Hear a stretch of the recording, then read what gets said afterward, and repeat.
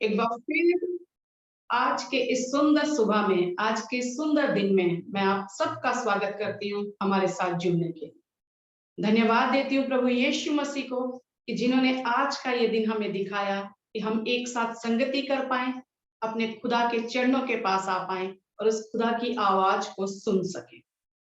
आइए हम सबसे पहले खुदा को धन्यवाद दें इस सुंदर प्लेटफॉर्म के लिए, जो परमेश्वर की असीम कृपा से ये प्रोग्राम चल रहा है, जिसे परमेश्वर ने बनाया है, जिसे परमेश्वर ने अपने संतों के मन में डाला कि वो खुदा के काम में आज लगे हुए।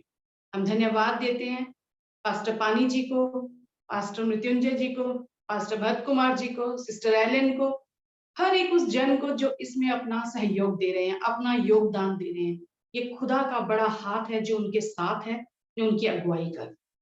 और मैं धन्यवाद देती हूँ खास तौर से कि उन सबको कि जिन्होंने मुझ पर अपना ये भरोसा दिखाया है कि मैं इसमें सहभागिता दे पाती।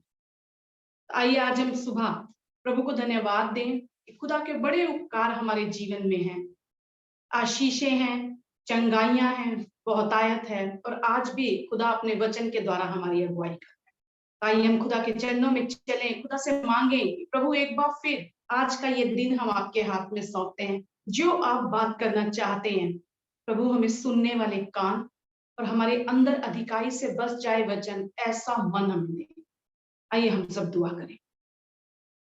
स्वर्गीय पिता, हम धन्यवाद के साथ आपके चरणों के पास आते हैं प्रभु जी। आदर, महिमा, गौरव, जलाल आपके नाम को देते हैं पिता। इस प्लेटफॉर्म के लिए धन्यवाद देते हैं प्रभु यीशु, आपके संतों के लिए धन्यवाद देते हैं पिता। धन्यवाद देते हैं खुदा कि आपकी दया कभी कम नहीं होती प्रभु यीशु। आपकी करुणा और आपकी भलाइयों के लिए हम धन्यवाद देते हैं पिता परमेश्वर। और एक बार फिर हम भूखे और प्यासे होकर आपके पास आते हैं खुदावंद यीशु। अपनी आवाज हमें सुनाइए पिता परमेश्वर, अपने शब्द के द्वारा पिता परमेश्वर हमारे जीवन में आप कार्य कीजिए प्रभु जी। आपकी इच्छा हमारे जीवन में पूरी होने पाए प्रभु, यही आप हमसे चाहते हैं खुदा। हम में आपकी महिमा होने पाए प्रभु, हमसे आपकी महिमा होने पाए प्रभु यीशु। हमारे द्वारा आपका नाम ऊंचा उठाया जाए पिता परमेश्वर। और हाँ प्रभु यीशु, ऐसा प्रकाश आपका यहाँ फैले पिता परमेश्वर कि होने दे खुदाबंद यीशु, बहुतों के जीवन में प्रभु जी आपका प्रकाश प्रकाशित होने पाए। जो अंधकार में है पिता परमेश्वर, वो आपकी रोशनी को पाए पिता परमेश्वर। आज हम यही दुआ करते हैं खुदा, हमें इस योग्य कर पिता परमेश्वर कि हम आपकी ज्योति की संतान बनने पाए प्रभु यीशु। जैसा आप चाहते हैं प्रभु यीशु, वैसा हमसे होने पाए पिता। आपकी मर्जी हम में पूरी हो मेरे यीशु। धन्यवाद देते हैं खुदा, सारी महिमा आदर गौरव आपके नाम को देते हैं। अपने आप को आपके हाथों में सौंपते हैं खुदा, इस समय को आपके हाथों में सौंपते हैं और इस समय में आपकी महिमा को मानते हैं, यीशु के नाम से मानते हैं। आमेन। एक बार फिर आप सबका स्वागत है हमारे साथ जुड़ने के लिए। आज खुदा जो हमसे बात करना चाहते हैं वो हम देखेंगे फिलिपियों की पत्री, उसका पहला अध्याय, उसका 20वां वचन से। अगर हम यहाँ देखते हैं तो यहाँ पे लिखा हुआ है पौलुस के द्वारा, मैं तो यही हार्दिक लालसा और आशा रखता हूं कि मैं किसी बात में लज्जित ना हूं। यहाँ पौलुस कह रहे हैं कि मैं एक ही बात की लालसा रखता हूं और मेरी तीव्र इच्छा है, हार्दिक इच्छा है, ये मैं आशा रखता हूं कि मैं किसी बात में लज्जित ना हूं। पर जैसे मेरे प्रबल साहस के कारण मसीह की बड़ाई मेरी देह के द्वारा सदा होती रही है, वैसे ही अब भी हो, चाहे मैं जीवित रहूं या मर जाऊं। यहाँ पौलुस कह रहे हैं कि मेरी देह के द्वारा मसीह की बड़ाई होनी चाहिए, मेरी देह के द्वारा सदा होती रही है और मैं चाहता हूं कि आगे भी होती रहे, चाहे मैं जीवित रहूं या मैं मर जाऊं। और आगे वो कह रहे हैं क्योंकि मेरे लिए जीवित रहना मसीह है और मर जाना लाभ है। एक बात यहाँ पर पौलुस ने कही है और वो कहते हैं कि मेरे प्रबल साहस के कारण, जो मेरा साहस है, जो मेरी हिम्मत है, उसके द्वारा मेरे कारण मसीह की बड़ाई मेरी देह से हो रही है। मेरे शरीर से जो मैं परमेश्वर की बड़ाई कर रहा हूं, उसका कारण मेरी साहस और मेरा हिम्मत है, और वो जैसी होती रही है मैं चाहता हूं अभी भी हो वैसे ही अब भी हो। और मेरे लिए जीवित रहना मसीह है और मर जाना लाभ है। अगर हम कहें तो वो पौलुस के कहने का यहाँ अर्थ है कि मेरे जीवन का एक ही लक्ष्य है, मेरे जीवन का एक ही मकसद है कि बस मसीह के लिए मैं जीऊं, और अगर मर भी जाता हूं तो भी ये लाभ की बात है। सिर्फ मसीह ही मेरे जीवन का लक्ष्य है, यही मेरा ड्रीम है, यही मेरा मकसद है, यही मेरा लक्ष्य है। कई बार हमारे जीवन में हमने अपने लक्ष्य तय कर लेते हैं, मुझे ये हासिल करना है, ये मेरा ड्रीम है, ये मेरा पर्पस है अपनी लाइफ का। यहाँ पौलुस बता रहा है मेरी लाइफ का पर्पस क्या है, कि मेरी इस देह से उस खुदा की महिमा होनी चाहिए, उसकी बड़ाई होनी चाहिए।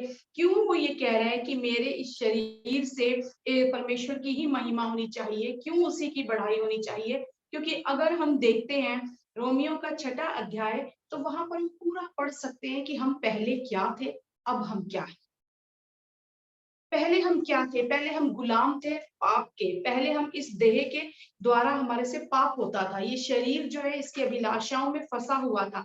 लेकिन आज क्या है? फिलिपियों 3:7 में प्रभु कहते हैं पौलुस, जो जो बातें मेरे लिए लाभ की थी, उन्हीं को मैंने मसीह के कारण हानि समझ लिया। पहले जिन चीजों से मुझे लाभ पहुंचता था, अब मैं उन्हें अपने लिए हानि समझता हूँ। पहले जो मैं करता था, अब मैं वो नहीं करता। पहले जो हम थे, पहले जो हमारी इच्छाएं थी, पहले जो हमारी लालसाएं थी, अब वो नहीं है। पौलुस कह रहे हैं अब मेरी हार्दिक लालसा और मेरी आशा क्या है, इस देह से उस खुदा की बढ़ाई हो। और पहले हमारे शरीर की लालसाएं क्या होती थी? पहले हमारे शरीर से कौन से पाप होते थे? परमेश्वर का वचन कहता है हम पहले पाप के दास थे। लेकिन जब हम नया जीवन प्राप्त किया है, तो हमारी प्रायोरिटीज बदल गई हैं, कुछ बदलाव हमारे अंदर आ गया है। अगर हम 6वां अध्याय, रोमियो के 6वें अध्याय में देखें, तो 6वें वचन में लिखा है हम जानते हैं कि हमारा पुराना मनुष्यत्व उसके साथ क्रूस पर चढ़ाया गया। पहले हमारा एक अलग मनुष्यत्व था, वो चढ़ा दिया गया क्रूस पर। क्यों? क्योंकि जब हमने मसीह को ग्रहण किया, जब हमने मसीह को धारण किया, तो हमारा पुराना मनुष्यत्व मर गया। हम मर गए किस चीज के लिए? ताकि पाप का शरीर व्यर्थ हो जाए। पहले ये शरीर पाप का शरीर था, व्यर्थ हो जाए, और हम आगे को पाप के दासत्व में ना रहे। आगे अब हम पाप के दास ना रहे। पहले हम थे, पहले हमारा पुराना मनुष्यत्व एक था जो पाप के अधीन था, पाप का गुलाम था, जिससे पाप होते थे, जो शरीर पाप करता था। लेकिन जब हमने उस क्रूस पर भरोसा किया, विश्वास किया, जब हम उस मसीह को ग्रहण करते हैं, तो परमेश्वर का यहाँ वचन बता रहा है कि उसके साथ हमारा पुराना मनुष्यत्व उस क्रूस पर हमने चढ़ा दिया, हमने उस क्रूस पर चढ़ा दिया। अब हमारी लालसाएं, अभिलाषाएं, हमारे शरीर के काम बदल गए हैं। पौलुस कह रहा है कि अब मेरी देह से जो है परमेश्वर की बढ़ाई होती है। पहले हमारे इस देह से पाप होता था, लेकिन अब उससे कह रहा है बढ़ाई होती है। आगे अगर वचन हम पढ़ते हैं, तो वहां लिखा है क्योंकि जो मर गया वह पाप से छूटकर धर्मी ठहरा। मसीह जीवन में जब हमने कदम रखा, कुछ मर गया और कुछ जी उठा। पाप मर गया, मसीह हम में जी उठा। यदि आज हम कहते हैं हम मसीह में हैं, जैसे यहाँ पौलुस कह रहे हैं कि मैं मसीह में ही जीना चाहता हूँ, मेरे लिए मसीह में ही जीना, मसीह में मरना लाभ है, मरना भी उसके लिए लाभ है। मेरा जीवन अब सिर्फ परमेश्वर के लिए है। मेरे को मालूम है मेरे लिए जीवित रहना मसीह है, मर जाना लाभ है। इसी तरह जब हम मर गए हैं, तो हमारा मर जाना लाभ का हमारे लिए हुआ है, क्योंकि जो पाप हमारे अंदर से मरा है, तो मसीह जी उठा है। अब जब हम मरते हैं, तो हम मसीह के लिए, लाभ के लिए, अब हम जो है लाभदायक हैं, क्योंकि अब कोई और हमारे ऊपर गुलामी नहीं कर रहा, पर अब हमारे अंदर मसीह जीवित है। वो कह रहा है क्योंकि जो मर गया वह पाप से छूटकर धर्मी ठहरा। इसलिए यदि हम मसीह के साथ मर गए, तो हमारा यह विश्वास है, यह है कि उसके साथ जिएंगे भी, हम उसके साथ जिएंगे भी। क्योंकि वह जो मर गया तो पाप के लिए एक बार मर गया, परंतु जो जीवित है तो परमेश्वर के लिए जी। हमारे जीवन का एक मकसद, एक लक्ष्य होना चाहिए, मैं जीऊं तो मसीह के लिए जी। क्योंकि हम मर गए हैं पाप के लिए, पर जी रहे हैं मसीह के लिए। 11वां वचन कहता है ऐसे ही तुम भी अपने आप को पाप के लिए तो मरा, परंतु परमेश्वर के लिए मसीह यीशु में जीवित समझो। सिर्फ मसीह के लिए खुद को जीवित समझो, इसलिए पाप तुम्हारे नश्वर शरीर में राज्य ना करे। पाप कहाँ राज्य करना चाहता है? हमारे शरीर में। और पौलुस यहाँ क्या कह रहा है कि मैं इस देह को, मेरी इस देह के द्वारा मसीह की बढ़ाई, इस शरीर के द्वारा, ये शरीर ही है जिसमें पाप राज करना चाहता है आज भी, क्योंकि इस शरीर के अंदर बहुत सी इच्छाएं होती हैं, अच्छी भी होती हैं, बुरी भी होती हैं। और पाप जो है वो इसी शरीर पर राज करना चाहता है। और वो कौन सा, जब वो राज कर रहा है तो वो क्या कह रहा है? नश्वर शरीर, मर जाने वाला शरीर, या जो मर शरीर हमने मर जा गया, आत्मा हम में जी उठी है। आत्मा और शरीर, अगर हमारे ऊपर शरीर हावी होता है तो आत्मा निर्बल पड़ जाती है, आत्मा के कार्य नहीं पूरे हो पाते, क्योंकि पाप राज करने लगता है हमारे जीवन में। और आज पौलुस हमें यही सिखाना चाहते हैं कि जो हम अब इस शरीर में जीवित हैं तो हम सिर्फ उस मसीह के लिए जिए। जो मर गया है वो पाप है, हमारे जीवन से मर गया। अब हम जी उठे हैं तो मसीह में जी उठे हैं, और मसीह को हमने हम राज कर। पाप हमारे नश्वर शरीर में राज्य ना करे कि तुम उसकी लालसाओं के अधीन रहो। जब वो राज करेगा हमारे शरीर में तो उसकी लालसाएं हमारे अंदर आ जाएंगे, और उसको वो हमें अपने अधीन कर लेगा। पर वो कह रहा है मेरी अब लालसा ये है, मसीह के लिए मेरी देह खर्च, मसीह के लिए। आगे वचन कहता है और अपना अपने अंगों को अधर्म के हथियार होने के लिए पाप को सौंपो। इस शरीर का हर एक अंग परमेश्वर के लिए होना चाहिए। इस शरीर का हर एक अंग, परमेश्वर कह रहा है, अधर्म के हथियार होने के लिए पाप को मत सौंपो, पर अपने आप को मरे हुए में से जी उठा हुआ जानकर परमेश्वर को सौंपो, और अपने अंगों को धर्म के हथियार होने के लिए परमेश्वर को सौंपो। ये जो शरीर है, जो इस शरीर के अंग है, सर से लेकर पैर तक परमेश्वर चाहता है इससे मेरी महिमाओं, ये मुझे सौंपो। तुम अधर्म को मत सौंप दो इन अंगों को, ये अधर्म के लिए के हथियार ना बन जाए, पर धर्म के हथियार होने के लिए परमेश्वर को सौंपो। यदि हमें अपने इस शरीर को, जिसमें परमेश्वर राज करे, हम ये चाहते हैं, इस पर आत्मा प्रबल हो, हम ये चाहते हैं, तो हमें इसे सौंपना होगा परमेश्वर को। हमें इसे सौंपना होगा परमेश्वर को, क्योंकि एक ही चीज है जो हमें अपने में सुरक्षित रख सकती है, और वो है परमेश्वर के पास, परमेश्वर की संगति, परमेश्वर के वचन, परमेश्वर की उपस्थिति, जिसमें हम खुद को सुरक्षित कर सकते हैं। रोज पौलुस कहता है मैं अपने इस देह को मारता और कूटता हूँ, अपने वश में करने के लिए इसको मारता और कूटता हूँ। ये शरीर हर दिन मचलता है, हर दिन इसमें इच्छाएं उठती हैं, हर दिन इसमें अच्छी और बुरी इच्छाएं आती हैं। कौन सी इच्छा कब हावी हो जाती है मैं नहीं जानता, तो इसीलिए मुझे इस पर मेहनत करनी पड़ती है, मुझे इसे वश में करना पड़ता है, मुझे इसे मारना और कूटना पड़ता है। वो आगे वचन कहता है तब तुम पर पाप की प्रभुता ना होगी। जब हम इन अंगों को परमेश्वर को सौंपेंगे धर्म के हथियार होने के लिए, तब हम पर पाप की प्रभुता ना होगी। नहीं तो अगर हम ये कहें हाँ मैं इतना मजबूत हूँ या मैं इतना सामर्थ्य हूँ कि मैं खुद से इन इच्छाओं पर काबू पा सकता हूँ, कभी नहीं होगा, वो पाप हम पर राज करेगा। पर यदि हम इन अंगों को धर्म के हथियार होने के लिए परमेश्वर को सौंपते हैं, तब तुम पर पाप की प्रभुता ना होगी, क्योंकि तुम व्यवस्था के अधीन नहीं वरन अनुग्रह के अधीन। जब हम अनुग्रह के अधीन हैं तो हमें अपने अंगों को उस परमेश्वर को सौंपना है, ताकि उससे धर्म के काम। इस शरीर पर राज करने के लिए पाप हर दिन तैयार है, और इसके द्वारा ही पाप कहाँ से हमारे अंदर आना आता है, कहाँ हम पर राज करता है, वो सिर्फ हमारे शरीर पर राज करना चाहता है, और शरीर के अंगों के द्वारा ही हमारे अंदर वो प्रवेश करता है। और परमेश्वर का वचन कह रहा है कि इन अंगों को अधर्म के हथियार नहीं पर धर्म के हथियार करके परमेश्वर को सौंपो। ये सारे अंग, चाहे हमारा सर हो, चाहे हमारी जुबान हो, चाहे हमारी आंखें, हमारे हाथ, हमारे पैर, हर एक वो अंग हम खुदा के हाथों में सौंपे कि परमेश्वर तू इस पर राज कर, तू इन अंगों पर राज कर, क्योंकि मैं नहीं चाहता इस नश्वर शरीर पर ये पाप राज करे। पर मैं मर गया हूँ पाप के लिए और मैं जी उठा हूँ मसीह के लिए। मैं मसीह में जीना चाहता हूँ, मेरे जीवन का एक ही मकसद है, जैसे पौलुस कह रहा है, मैं वही करना चाहता हूँ। मैं अपने जीवन में वही चाहता हूँ, मैं वही पाना चाहता हूँ कि मसीह मुझ में बढ़े, मेरी इस देह से उसकी बढ़ाई। अगर हम फिलिपियो 3 चैप्टर देखें तो वहां पर 3 अध्याय के 7वें वचन में पौलुस कह रहे हैं, जो जो बातें मेरे लिए लाभ की थी उन्हीं को मैंने मसीह के कारण हानि समझ लिया है, वरन मैं अपने प्रभु मसीह यीशु की पहचान की उत्तमता के कारण सब बातों को हानि समझता हूं, जिसके कारण मैंने सब वस्तुओं की हानि उठाई और उन्हें कूड़ा समझता हूं, जिससे मैं मसीह को प्राप्त करूं। बहुत सी ऐसी चीजें होती हैं जो हमारे जीवन में हमें लाभ की नजर आती, हमें देखने में बड़ी अच्छी लगती हैं, हमें जब हम उनके बारे में सुनते हैं तो हमें बड़ी अच्छी लगती हैं, हमें लगता है यही हमारे लिए लाभ की है, यही हमारे लिए फायदेमंद की है। और जब हम इस संसार में रहते हैं तो बहुत सी ऐसी चीजें हैं जो हमें अपनी ओर खींचती हैं, पर परमेश्वर का वचन अगर 1 यूहन्ना 2 अध्याय का 15वां वचन से हम पढ़ते हैं तो वहां पर लिखा है, तुम ना तो संसार से और ना संसार में की वस्तुओं से प्रेम रखो। खुदा कहते हैं संसार से भी नहीं और इसकी वस्तुओं से भी तुम प्रेम मत रखो।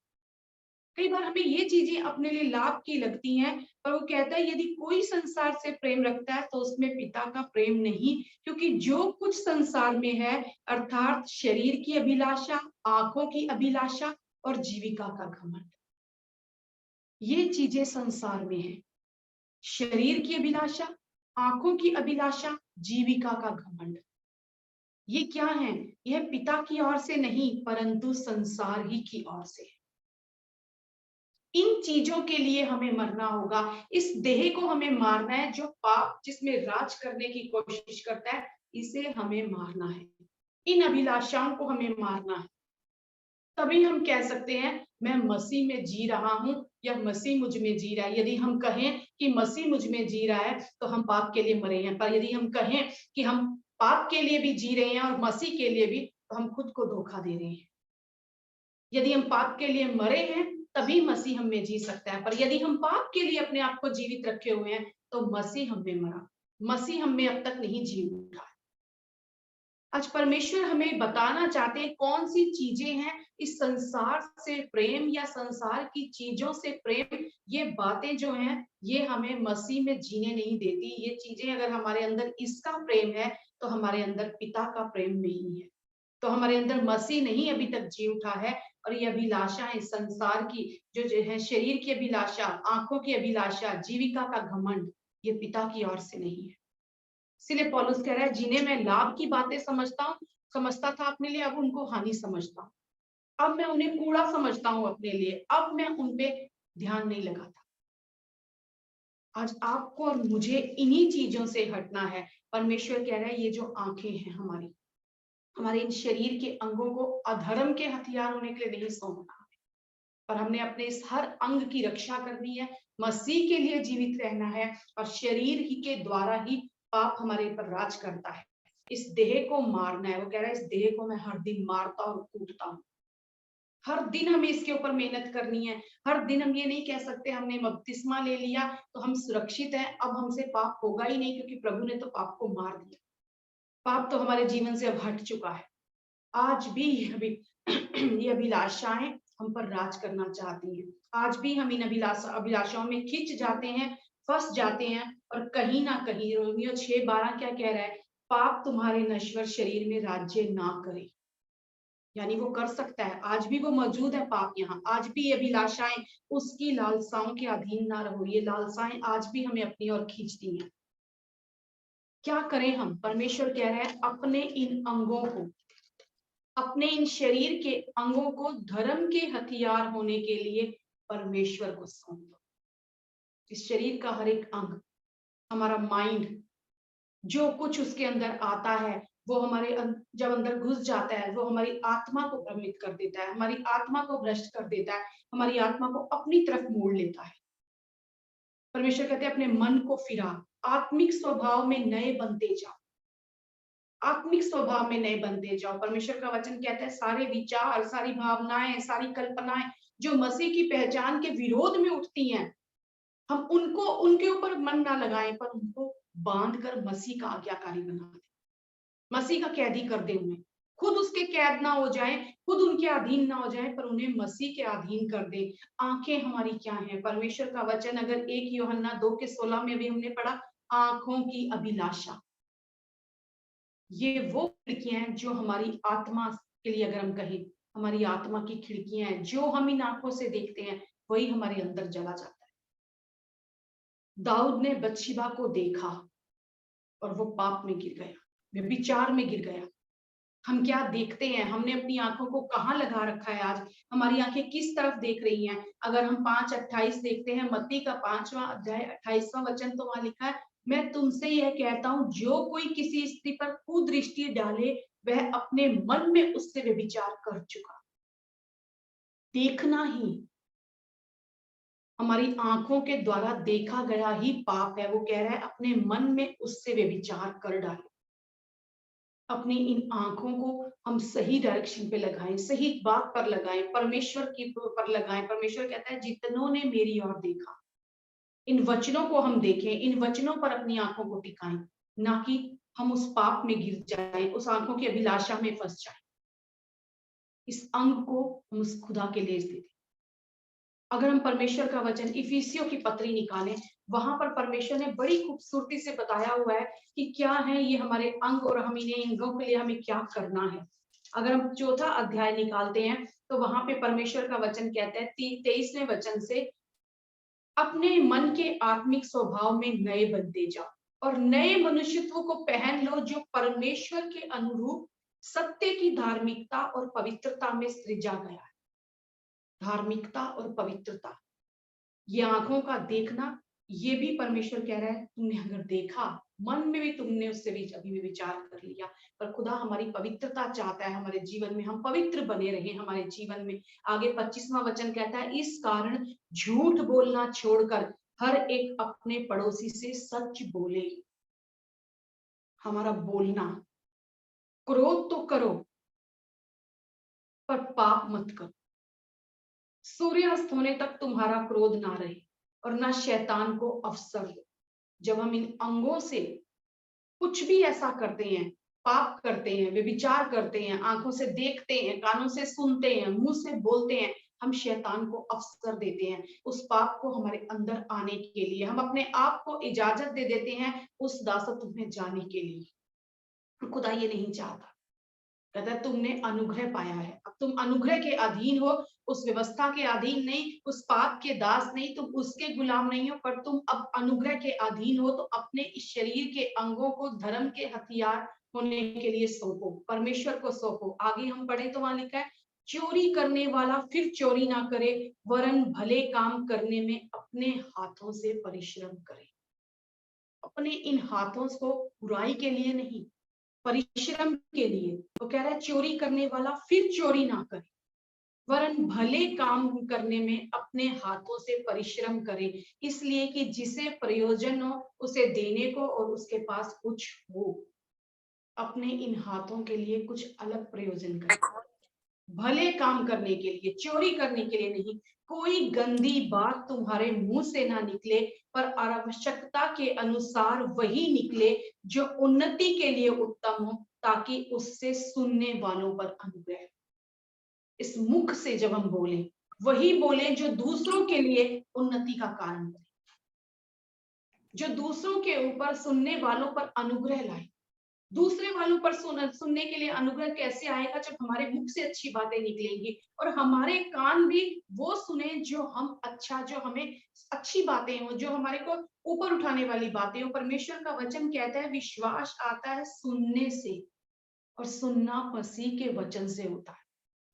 हम वो बोले जो दूसरों के सुनने में अनुग्रह लेकर आए, और जो हम सुने वो भी हमारे जीवन में हमें उन्नति और तरक्की की तरफ लेकर जाए। अगर हम फिलिपियो 4:8 पढ़े तो वहां लिखा है, हे भाइयों, जो जो बातें सत्य हैं, जो जो बातें आदरणीय हैं, और जो जो बातें उचित हैं, और जो जो बातें पवित्र हैं, सुहावनी हैं, जो जो बातें मनभावनी हैं, अर्थात जो भी सद्गुण और प्रशंसा की बातें हैं, उन पर ध्यान लगाएं।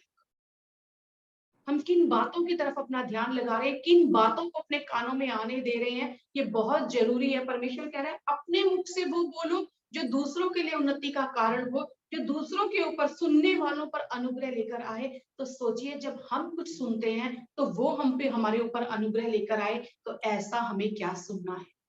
क्या हम गॉसिप सुन रहे हैं? क्या हम इधर उधर की बातें सुन रहे हैं? परमेश्वर का वचन बता रहा है जो बातें आदरणीय हैं, जो सत्य हैं, जो उचित हैं, जो पवित्र हैं, सुहावनी हैं, प्रशंसा के योग्य हैं, सद्गुण की बातें हैं, वो बातों के ऊपर तुम ध्यान लगाओ। सबसे पहले जब हम बोले तो वो बोले जो दूसरों के लिए उन्नति का कारण हो, और हम वो सुने जो हमारे लिए भी उन्नति का कारण हो, क्योंकि सुनने से ही विश्वास आता है, और सुनना परमेश्वर का वचन है। ये वचन ही सत्य है, ये वचन ही सुहावना है, यही पवित्र है, और यही प्रशंसा और सद्गुण के योग्य है। इन वचनों के अलावा ऐसा आपको कुछ नहीं संसार में मिलेगा जो आपकी उन्नति का कारण बने, जो आपको आपके ऊपर अनुग्रह लेकर आए। हम वो बोले जो दूसरों पर अनुग्रह लेकर आए, और वो सुने जो हम पर भी अनुग्रह लेकर आए और हमारी उन्नति का कारण बने। परमेश्वर कह रहा है कि ये जो जीभ है, ये जीभ के लिए परमेश्वर क्या बोल रहा है, इस जीभ को भी हमें अपने वश में रखना। अगर हम याकूब की पत्री निकालते हैं, उसका 3रा अध्याय निकालें, तो वहां परमेश्वर ने इस जीभ के विषय में लिखा हुआ है। वहां लिखा है, इसलिए कि हम सब बहुत बार चूक जाते हैं, जो कोई वचन में नहीं चूकता वही तो सिद्ध मनुष्य है और सारी देह पर भी लगाम लगा सकता है। जो वचन से नहीं चूकता वो अपनी सारी देह पे लगाम लगा सकता है। और अगर हम आगे पढ़ें तो यहाँ पर लिखा हुआ है, जब हम अपने वश में करने के लिए घोड़ों के मुंह में लगाम लगाते हैं, तो हम उसकी सारी देह को भी घुमा सकते हैं। घोड़े को अपने वश में करने के लिए हम उसके मुंह में एक लगाम लगाते हैं, और उससे हम घोड़े को सारी उसकी देह को, उसके सारे शरीर को अपने वश में कर सकते हैं, घुमा सकते हैं। जैसे जहाज भी यद्यपि ऐसे बड़े होते हैं और प्रचंड वायु से चलाए जाते हैं, तो भी एक छोटी सी पतवार के द्वारा मांझी की इच्छा के अनुसार घुमाए जाते हैं। एक छोटी सी पतवार के द्वारा उन जहाजों को वो मांझी अपने कंट्रोल में कर लेता है, और वो उस जहाज को, बड़े जहाज को, जो एक शरीर के रूप में हमारे दर्शाया जा रहा है, उसे वो माझी कंट्रोल भी करके घुमा सकता है। वैसे ही जीभ भी एक छोटा सा अंग है, एक छोटा सा अंग है, वह बड़ी बड़ी डींगे मारती है। देखो थोड़ी सी आग से कितने बड़े वन में आग लग जाती है। जीभ भी एक आग है। जीभ हमारे अंगों में अधर्म का एक लोक है और सारी देह पर कलंक लगाती है। ये जीभ है जिसे वश में करने के लिए परमेश्वर इस जीभ के द्वारा ये सारी देह के ऊपर कलंक लेकर आता है। क्या हम इस मुख से बोलते हैं, इस जीभ को हम कैसे इस्तेमाल कर रहे हैं? वो कह रहा है इस जीभ से, परमेश्वर का वचन कह रहा है कि जैसे घोड़े को लगाम के द्वारा उसको कंट्रोल में किया जाता है, जैसे बड़े जहाज को एक छोटी सी पतवार के द्वारा माझी कंट्रोल में करता है, इसी तरह इस जीभ के द्वारा हम अपनी इस देह को कंट्रोल में कर सकते हैं। ये जीभ एक आग है। जीभ हमारे अंगों में अधर्म का एक लोक है, सारी देह पर कलंक लगाती है और जीवन गति में आग लगा देती है, नरक कुंड की आग से जलती रहती है। सारी देह पर कंट्रोल किए हुए है जीव। कितना जरूरी है हमारे इन अंगों को परमेश्वर के अधीन कर। और ऐसा नहीं है कि परमेश्वर ने हमें उपाय नहीं बताए कि हम कैसे इन्हें कंट्रोल कर सकते हैं। परमेश्वर ने कहा आंखें अपनी मेरी ओर लगाओ, मेरे वचनों की ओर अपनी आंखें लगाओ, अपने कानों को मेरी ओर लगाओ। क्या सुनते हो? मेरा वचन सुनो, जो सुंदर है, सुहावना है, मनभावना है, प्रशंसा और आदरणीय के योग्य, वो सुनो तुम। खुदा कहता है जो तुम्हारे हाथ हैं, इन हाथों को उल्टे कामों के लिए, बुरे कामों के लिए नहीं, लेकिन भले कामों के लिए, परिश्रम करने के लिए इस्तेमाल करो। इस जीभ का इस्तेमाल करो, इससे अपने कंट्रोल में करो। यही तुम्हारी देह को, नहीं तो कलंक लगाएगी तुम्हारी देह पर। तुम्हारा बोलना दूसरे के लिए अनुग्रह लेकर आए, और तुम्हारा सुनना तुम्हारे लिए अनुग्रह लेकर आए। सब कुछ हमारे पास है। ऐसा नहीं कि हमें ढूंढने के लिए इस संसार पर निर्भर रहना पड़े या इस संसार की अभिलाषाओं में खींचना पड़े। सब कुछ मसीह ने हमें दिया है। ये पवित्र शास्त्र जो खुदा ने दिया है, ये हमारे जीवन को चलाने के लिए हमें दिया है। सर से लेकर पैर तक खुदा एक अंग के लिए नहीं बोल रहा, पर परमेश्वर का वचन हमारे सारे अंगों को नियंत्रित करने के लिए बताता है। रोमन्स 10:15 में लिखा है, क्या उनके पांव क्या ही सुहावने हैं जो अच्छी बातों का सुसमाचार सुनाते हैं। उनके पांव क्या ही सुहावने हैं। जब हम किसी के घर जाएं, हमारे पास ये सुसमाचार है सुनाने को। कितनी बातें हमारे पास होती हैं सुनाने के लिए। हम किसी की बात करते हैं, किसी तीसरे की करते हैं, चौथे की करते हैं। परमेश्वर कहता है कि जब तुम जाओ तो मेरी बातें करो, मेरा सुसमाचार तुम जाकर दूसरों को सुनाओ। कई बार हम अपने जीवन में देखें तो कुछ ऐसे लोग होते हैं, हम कहते हैं अरे भाई उनसे तो हम दूर रहे, क्योंकि उनके पास बहुत सी बातें हैं दूसरों के बारे में। परमेश्वर कहता है तुम्हारे पाप क्या ही सुहावने होने चाहिए कि जो अच्छी बातों का सुसमाचार सुनाते। कैसे सुनाएंगे हमारे पाप? जब हम किसी के घर जाएं, हमारे पास ये बातें जो अच्छा है, जो सत्य है, जो पवित्र है, जो धार्मिकता का जीवन जिसने हमें दिया, जिसने हमें उस पाप से छुड़ाकर आज ये नया जीवन दिया, जो पाप हमारा उस क्रूस पर चढ़ गया। जब हम कहते हैं कि हम मसीह में जी उठे तो हम मर गए उस क्रूस पर। पौलुस कहता है मैं मसीह के साथ क्रूस पर चढ़ाया गया हूं। जरूरत है हमें अपने जीवन में हर दिन इस बात को कबूल करने की, हर दिन बोलने की, खुदा मैंने अपने संसार की सारी अभिलाषाओं को जो पहले मेरे अंदर जीवित थी, जो आंखों की अभिलाषा पहले मेरे अंदर जीवित थी, जो शरीर की अभिलाषा पहले जीवित थी, अब उसे मैंने उस क्रूस पर चढ़ा दिया है। अब मैं ना इस संसार से और ना इस संसार की चीजों से प्रेम रखता हूं, पर खुदा अब मुझ में तेरा प्रेम पाया जाता है क्योंकि मैं तुझसे प्रेम करता। अब मेरी इस नश्वर देह पर ये पाप जो है राज नहीं कर सकता, पर मसीह मुझ में राज करता है। अब मैं मसीह में जीवित हूँ, अब मसीह मुझ में जी उठा है। बाकी सारी बातों को मैं व्यर्थ समझता हूँ, मैं कूड़ा समझता हूँ। पहले मेरे लिए लाभ की थी, अब नहीं है प्रभु। पहले मैं जो कुछ करता था अब नहीं प्रभु, अब तो मैंने मसीह को पाया है, अब मैं मसीह में जीवित हूँ। अगर 8वां अध्याय, रोमियो का 8वां अध्याय देखें तो उसके 12वें वचन में लिखा है, हम शरीर के कर्जदार नहीं कि शरीर के अनुसार दिन काटे, क्योंकि यदि तुम शरीर के अनुसार दिन काटोगे तो मरोगे, यदि आत्मा से देह की क्रियाओं को मारोगे तो जीवित रहोगे। हर दिन हमें अपनी इस आत्मा से देह की क्रियाओं को मारना है। जो लालसाएं हमारे अंदर उठती हैं, आत्मा के द्वारा उनको मारना है। अब हम जब मसीह में हैं, जब हमने आत्मा को पाया है, तो हम शरीर के अनुसार दिन नहीं काट सकते। हम जे जीवित रहना है तो आत्मा से देह की क्रियाओं को मारेंगे। परमेश्वर का वचन कहता है इसलिए कि जितने लोग परमेश्वर के आत्मा के चलाए चलते हैं वे ही परमेश्वर के पुत्र हैं। यदि हम कहते हैं कि खुदा हम में जीता है, तो हम ये कहना चाहिए हमें हमारे मुख से, हमारे कामों से, हमारे शरीर के अंगों से कि मैं मर चुका हूं पाप के लिए। अब वो पाप मेरी इस देह पर राज नहीं करता, पर पौलुस के समान मैं ये कहता हूं कि मेरी इस देह के द्वारा हर दिन परमेश्वर की बड़ाई हो। हर दिन मेरी यही लालसा है, मेरी यही इच्छा है। अब तो मेरे लिए मसीह के लिए मैं जीता हूं। मेरे शरीर का, मेरी देह का, मेरी आत्मा का एक ही कार्य है कि बस मैं मसीह के लिए जीऊं। मैं तो यही हार्दिक लालसा और आशा रखता हूं। मैं किसी बात में लज्जित ना हूं, पर जैसे प्रबल साहस के कारण मसीह की बढ़ाई मेरी देह के द्वारा सदा होती रही है, वैसी ही अब भी हो, चाहे मैं जीवित रहूं या मर जाऊं, क्योंकि मेरे लिए जीवित रहना मसीह और मर जाना लाभ है। ये वचन पौलुस के द्वारा बताए गए, लेकिन ये वचन हमारे जीवन का आधार होना चाहिए। इस देह के द्वारा प्रभु तेरी बढ़ाई हो। साहस चाहिए हमें, हिम्मत चाहिए हमें, लालसा चाहिए हमें, हार्दिक लालसा और आशा चाहिए कि खुदा ऐसे साहस के साथ सारे शरीर के इन कामों को मैं मारूंगा। हर दिन अपने शरीर को मारूंगा और कूटूंगा, इसे वश में लाऊंगा, क्योंकि अब ये देह तेरी महिमा के लिए इस्तेमाल हो, तेरी बढ़ाई इससे हो प्रभु, क्योंकि मैं मर गया हूं पाप के लिए, जी उठा हूं मसीह के लिए। मैं विश्वास करती हूँ आज इस वचन के द्वारा एक बार फिर हमने उस खुदा की आवाज को सुना है कि प्रभु हमसे क्या चाहता है। वो कहता है मैं तुम में जीता हूं, तुम्हारे द्वारा मुझे प्रकट करो। आइए हम खुदा को धन्यवाद दें और दुआ करें कि खुदा ऐसा अनुग्रह हम पर दे कि हम अब अनुग्रह के अधीन होकर चले, किसी पाप के गुलाम नहीं, किसी पाप के अधीन नहीं। धन्यवाद खुदावंद यीशु, धन्यवाद देते खुदा की आज हम कह सकते हैं प्रभु कि हम अनुग्रह के अधीन है पिता। आज हम परमेश्वर के पुत्र हैं प्रभु यीशु, और हम यही दुआ करते हैं पिता कि हर दिन हमें वो सामर्थ और वो अनुग्रह दे पिता कि हम इन शरीर की लालसाओं को मार सके पिता परमेश्वर।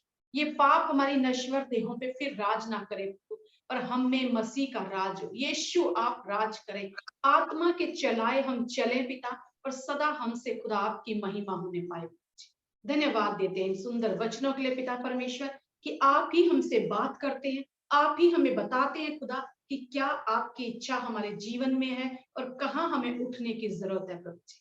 धन्यवाद देते हैं खुदावंद यीशु, आदर महिमा गौरव जलाल आपके नाम को देते हैं।